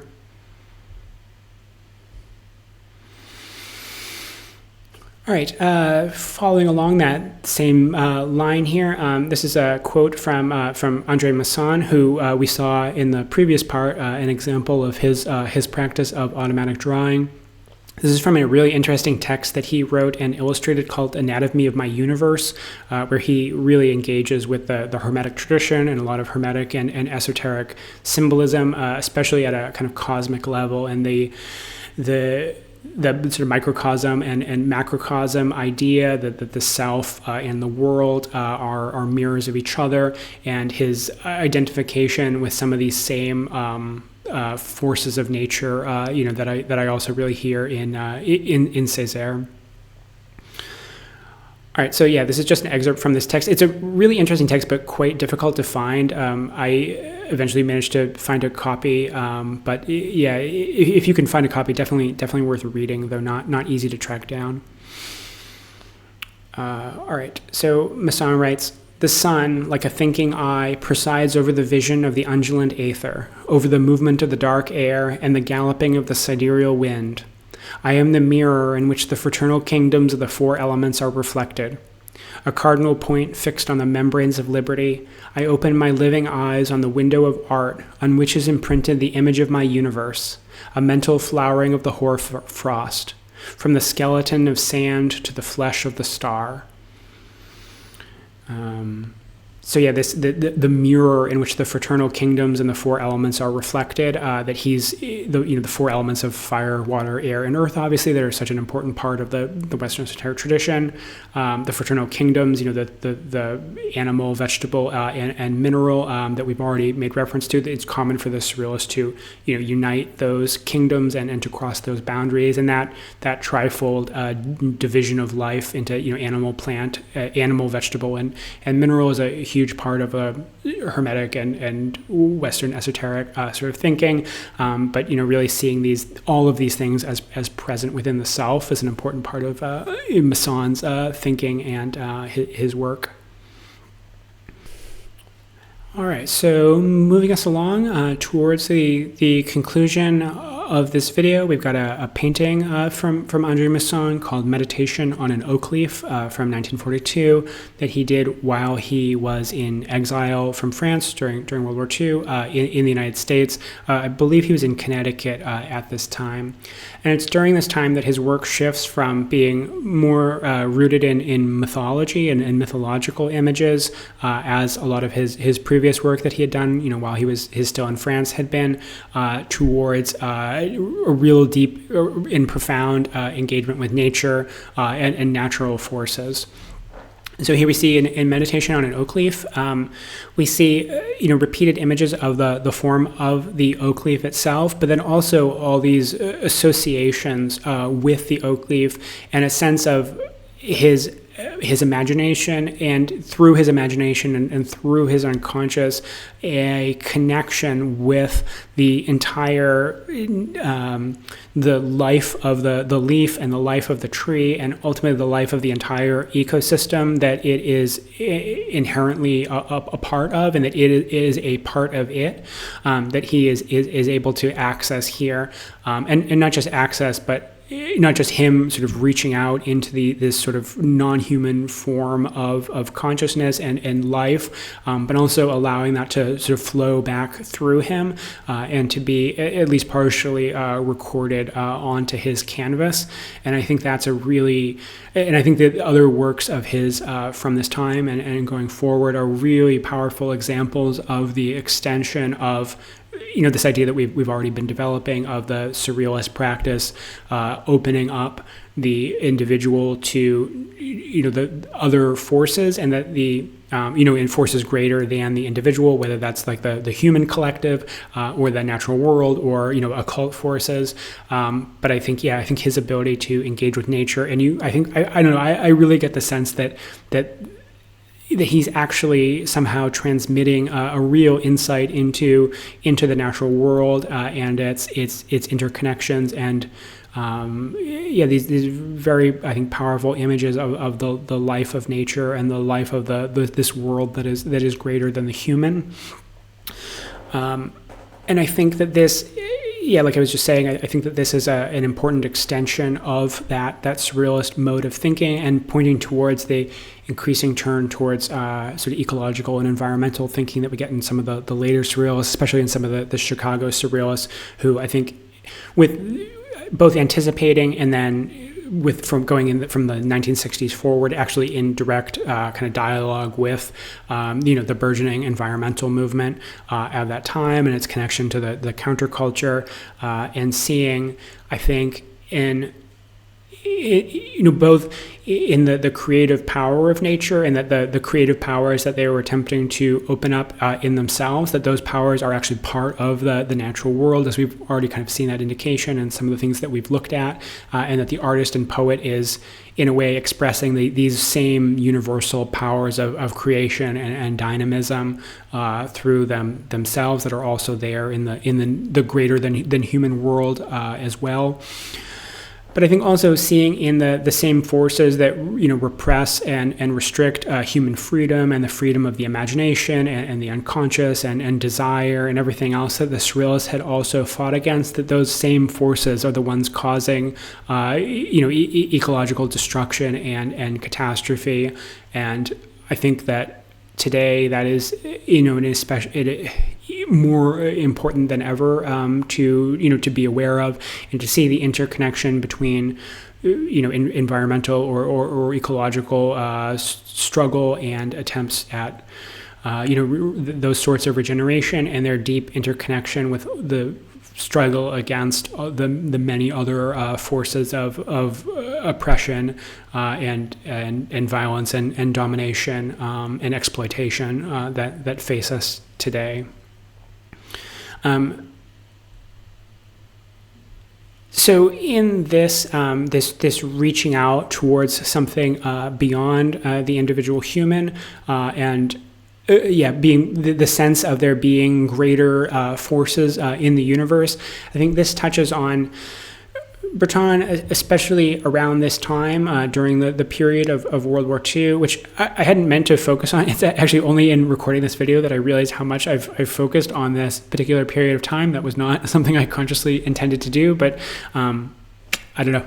That's the way this has turned out. But during this time, I think Breton becomes increasingly conscious of the need to formulate a new myth and a new collective myth. And he makes some attempts towards doing this. I think he sees in fascism a really malevolent harnessing of myth towards nationalistic and incredibly destructive and horrific ends. But that one way of resisting that is to attempt to engage with myth in a collective and liberatory. I think earlier I was saying liberational, but liberatory, I think is the word I was looking for, in a collective and liberatory fashion. All right, so in the, it's not exactly a third Surrealist manifesto, it's a prolegomena to a third Surrealist manifesto, or not, so a kind of non-manifesto. He talks about this idea of the need to develop a new collective myth, and then introduces towards the end this myth of the great transparent ones, which was also a theme that gets taken up by a number of Surrealist artists. We see the sculpture by another Surrealist that we haven't previously mentioned, Jacques Hérold, the Great Transparent. And we see in his sculpture a lot of very explicitly hermetic and esoteric symbolism. On the figure's chest, we see the emblems of the sun and the moon, important alchemical and astrological emblems of the opposites and pointing towards their unification. In the figure's belly, we also see organs related to the five senses, so like a finger for touch and an ear for hearing, an eye for sight, and so on.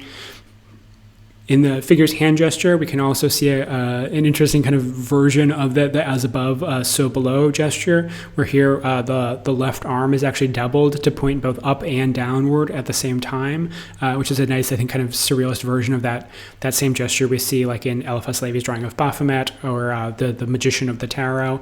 That sort of pointing both above and below simultaneously is literally done with the same arm, which is very nice.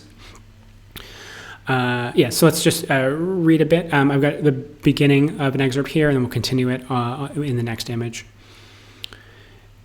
So the great transparent ones, Breton says, man is perhaps not the center, the cynosure of the universe. One can go so far as to believe that there exists above him, on the animal scale, beings whose behavior is as strange to him as his may be to the mayfly or the whale. And then continuing on, this is a little bit later in the writing, he says, nothing necessarily stands in the way of these creatures being able to completely escape man's sensory system of reference through a camouflage of whatever sort one cares to imagine, though the possibility of such a camouflage is posited only by the theory of forms and the study of mimetic animals. There is no doubt that there is ample room for speculation here, even though this idea tends to place man in the same modest conditions of interpretation of his own universe as the child who is pleased to form his conceptions of an ant from its underside just after he's kicked over an anthill. In considering the disturbances such as cyclones, in the face of which man is powerless to be anything but a victim or a witness, or those such as war, notoriously inadequate versions of which are set forth, it would not be impossible, in the course of a vast work over which the most daring sort of induction should never cease to preside, to approximate the structure and the constitution of such hypothetical beings, which mysteriously reveal themselves to us when we are afraid and when we are conscious of the workings of chance, to the point where they become credible. Let's see, so just a few comments here. Let's see, I think this idea that they are present in the workings of chance, that he's almost giving a name or an image to the intelligences that that orchestrate or coordinate the workings of objective chance, which Breton himself documented in a number of his books as playing out in his own life. And here I think he's developing a myth of a type of being that is all around us, but we can't see, and that are far greater than us, which. Yeah, I just think is a powerful image and resonates with some of the things we just said. And I think especially with that growing, one way I think of accessing this would be through that idea of the growing, ecological consciousness, that we are always embedded in ecosystems, that Earth itself is a living being, that we are only small parts of, that we both, and yet at the same time we commune with and have relations with it, even if it is so much, greater and vaster than us, and we can never comprehend it. Which, maybe is one way of pointing beyond, the human attempt to assert, mastery and to define boundaries, and, to establish hierarchical regimes of power and exploitation and ever else, by acknowledging, our smallness and how much is beyond us. I think there's also an interesting resonance here, though not a kind of horrific and terrifying one, with some of the writings of H.P. Lovecraft and weird fiction, which we'll absolutely talk about in a coming video in probably a few weeks from now. Definitely an important cultural moment. It's also during the 1940s, while the Surrealists are in New York, that they come into contact with H.P. Lovecraft's writings and make some references to it. And a few of the later Surrealists are influenced by Lovecraft, though their orientation towards otherness and towards forces beyond the human, and of course sort of politically and socially and everything else, they kind of couldn't be more different from Lovecraft, who was a tremendous horrific racist, but that's something we can talk about when we talk about Lovecraft here. But I think we can see some of the sort of resonance or the potential influence that some of Lovecraft's writings had here, but I think being transformed into a kind of optimistic and positively transformative vision of things that go those aspects of the universe and these vast intelligences that exceed our grasp. And we've got another painting here making reference to the Great Transparence. This is from Kurt Seligman, who we talked about in the previous video. And here we see some of those cyclones and these sort of strange figures moving over the land and through the air here.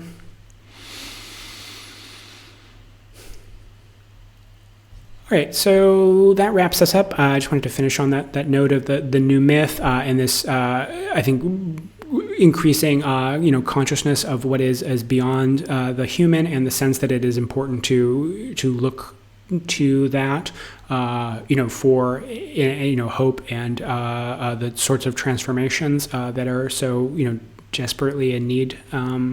That we are so desperately in need of, and I think more and more as time goes on here.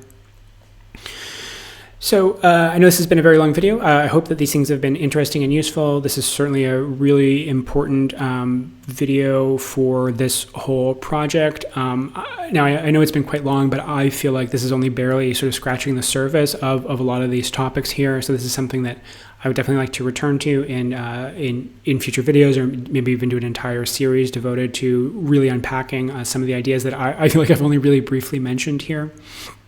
Let's see, just a few short suggestions for continuing your reading, or you want to go a little more deeply into Surrealism. Obviously, there's an enormous literature on Surrealism, both primary and secondary sources. Most as secondary sources on Surrealism are not that useful or even kind of actively misleading. We'll talk about one exception here in a moment.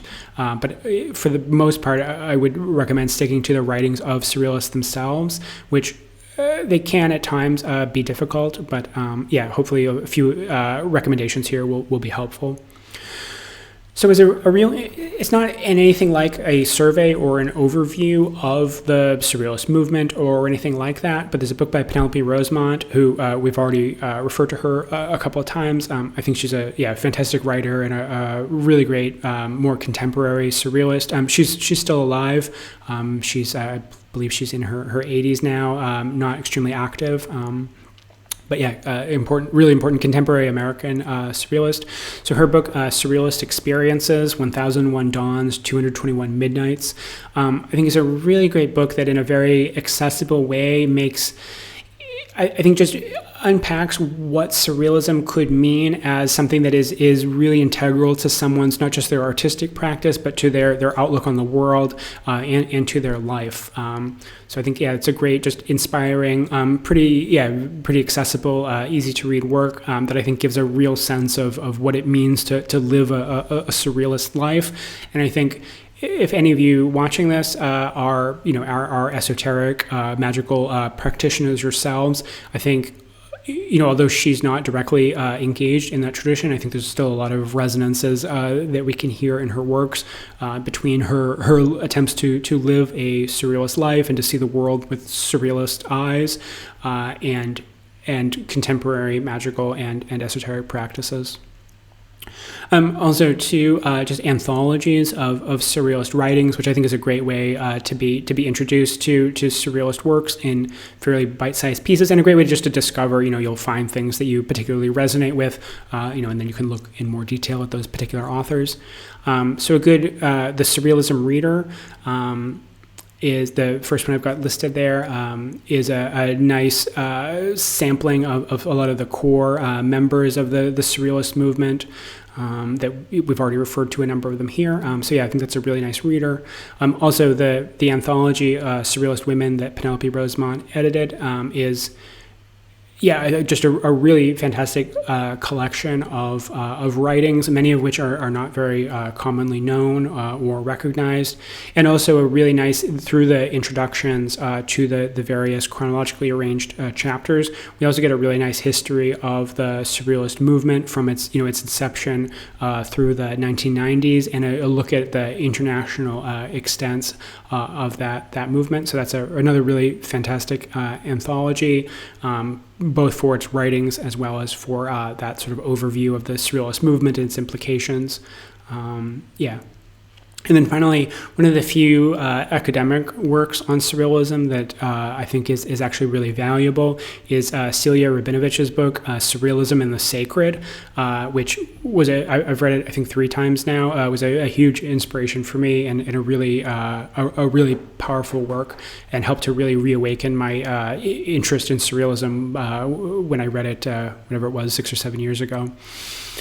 It's not super easy to find. It was, published by an academic publisher, and it's been out of print for a while. I just looked, was it last night, and saw copies of it going for like $100 online, which is a lot, and I wouldn't suggest that you pay that much.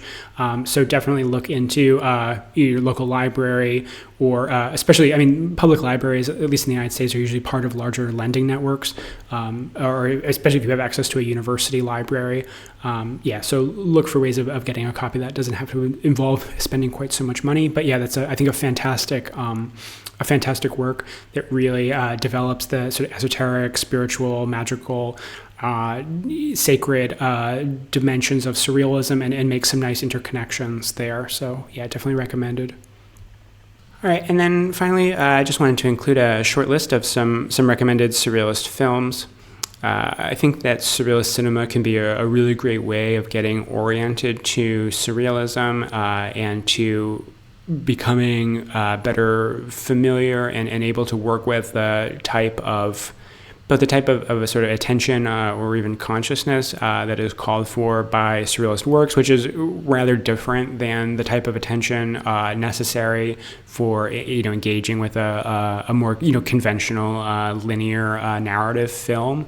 And also the types of hermeneutic or interpretive procedures that are called for by all surrealist works, not just cinema, and that are necessary for a deeper engagement with that work. I don't know. It seems to me that cinema offers a particularly powerful and relatively smooth pathway towards that development. I think there's something inherently resonant, and I'm certainly not the first one to point this out, between surrealism and cinema itself.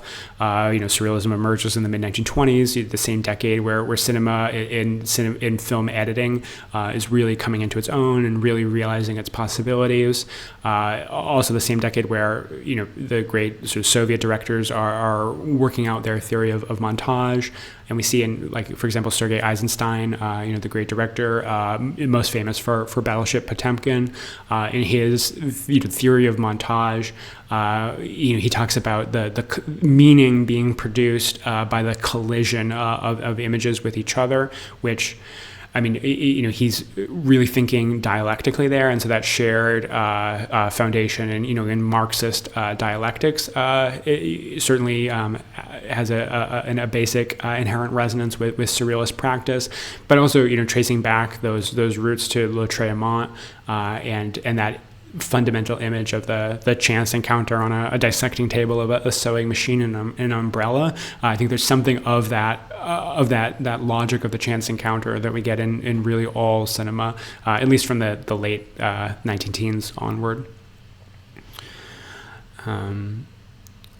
Just talking about that mode of consciousness and mode of interpretation required for understanding surrealist works makes me think that, or maybe I should have included it earlier in this video, but I'm literally just occurring to me now, that I think mode of consciousness is also very particularly important for esoteric practitioners to develop. I maybe mentioned this a little bit when we talked about astrology and the inherently analogical and symbolic nature of astrology.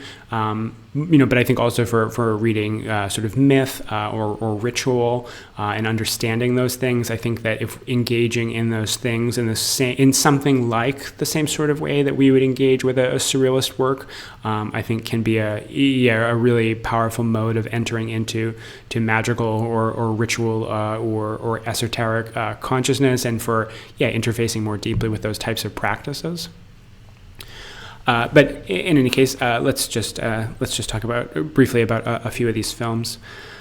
Let's see. So first one here, sometimes cited as the first surrealist film, a film called The Seashell and the Clergyman, which was written by Antonin Artaud, who is a really important and extremely interesting surrealist with a lot of deep esoteric concerns, but also just an extremely complex figure. And I just didn't really have the space to talk about him here, though that's he's certainly someone that we could talk about again. There's a lot of really, really interesting stuff, though also rather challenging work as well.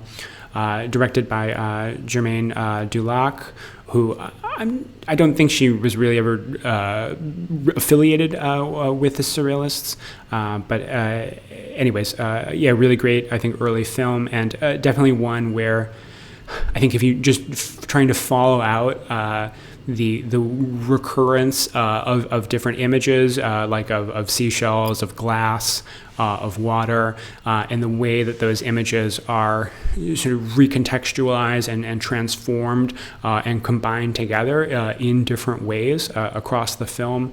I think it's a great lesson in the way that surrealist works are structured, and it's a great film. It's quite funny. So definitely recommended. Let's see, L'Étoile de Mer, the film that Man Ray and Robert Desnos did together, we've already mentioned.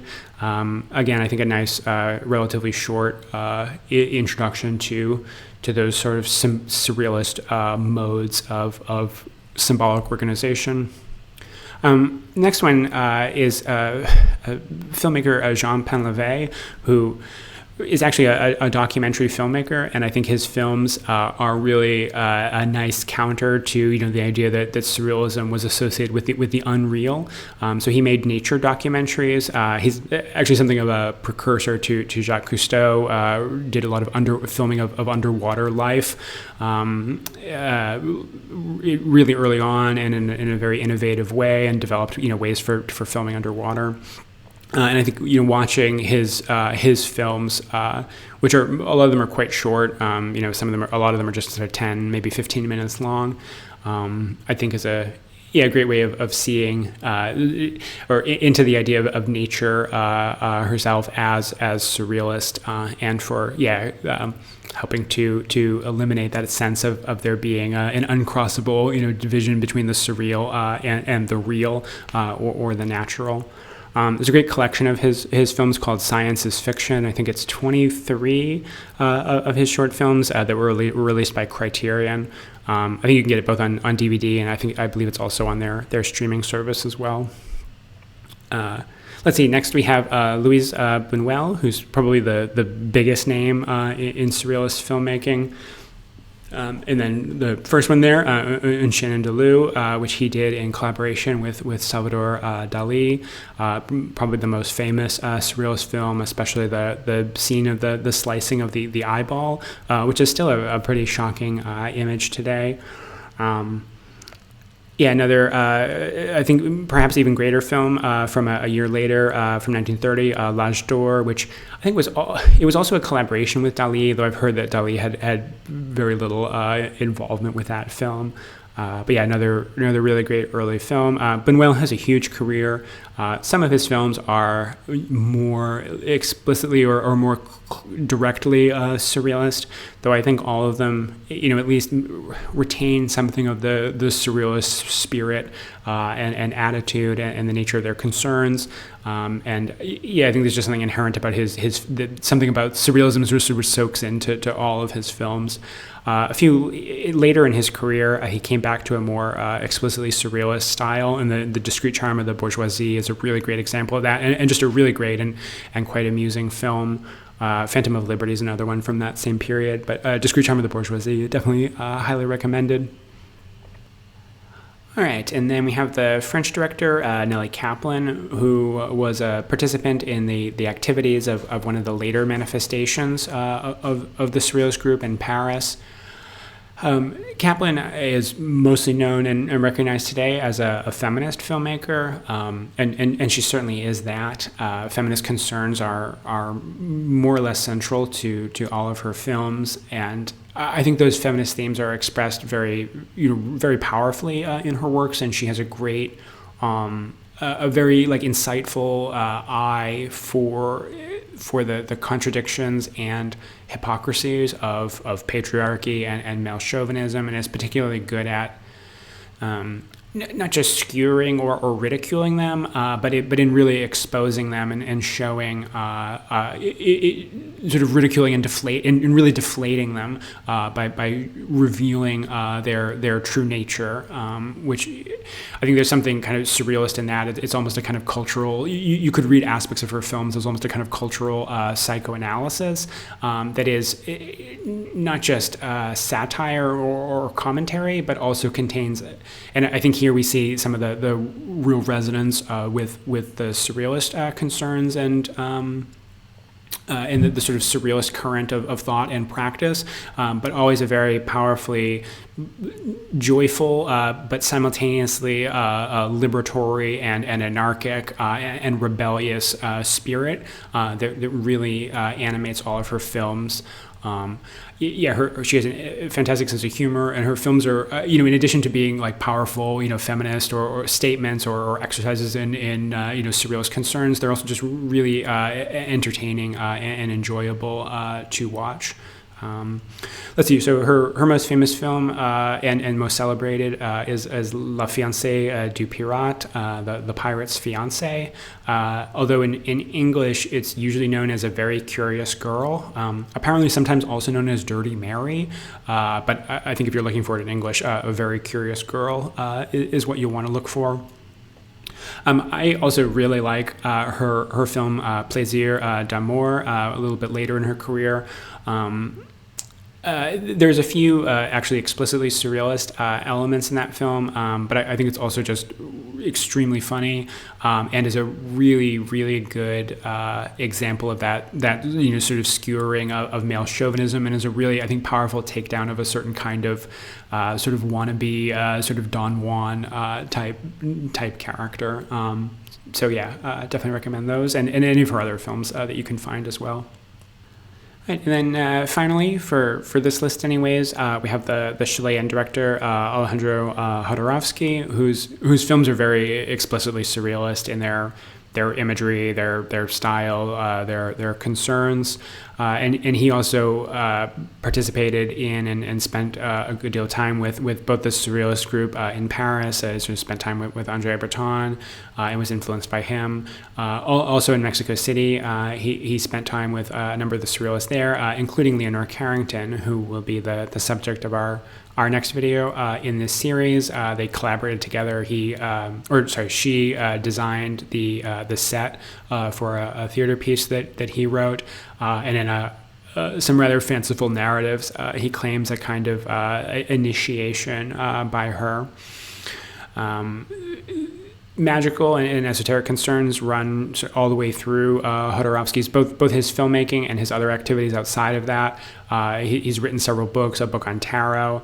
He's got another book called Psychomagic that uses sort of crosses the boundaries between a sort of psychology and therapy and magical practice. Also magical and esoteric themes in some of the graphic novels that he collaborated on. Let's see. So Holy Mountain is I think not just a classic of surrealist cinema, but is really required viewing, I think, for anyone interested in Hermeticism and in Western esotericism. Really, it's just saturated in the whole range of like 20th century esoteric imagery and practices from tarot to alchemy to Kabbalah, ideas drawn from Eastern traditions. So some of that syncretism that's really central to a lot of modern esoteric practice. And I'll definitely devote a whole video to that in that future series I've referred to already, where we'll look at the connection between some surrealist creators and some of the ideas of P.D. Uspensky and the concept of the fourth dimension and all of that.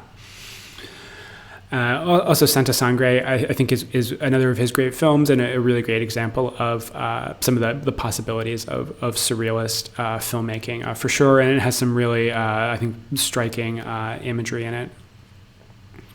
All right, so there's obviously a lot of other names that we could have included here, just as was true in all the artists and writers that we looked at throughout this video. I think cinema is, relating to what I said at the sort of opening of this talk about surrealist cinema here. I think cinema is also a place where surrealist ideas have been very readily adopted and taken into more mainstream and more conventional, like not explicitly surrealist context. I mean, certainly you see elements of surrealist cinema and filmmaking in like any dream sequence or nearly any dream sequence that you get in a film.